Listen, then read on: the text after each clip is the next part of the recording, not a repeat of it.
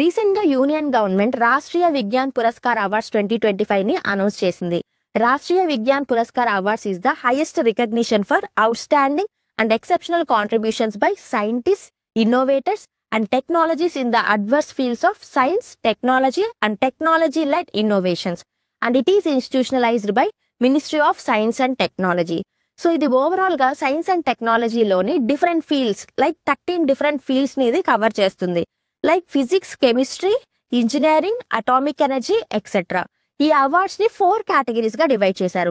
First one Vigyan Ratna, second one Vigyan Shri, third one Vigyan Yuva, Shanti Swarup Bhatnagar award and fourth most one Vigyan team.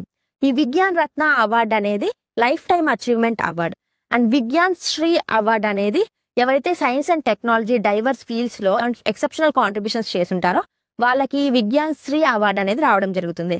And Vignan యువ, so ఈ awards ని 45 years or less than 45 years age ఉన్న scientist ని recognise చేసి encourage చేసేందుకు గాను ఈ అవార్డ్ అనేది ఇస్తారు.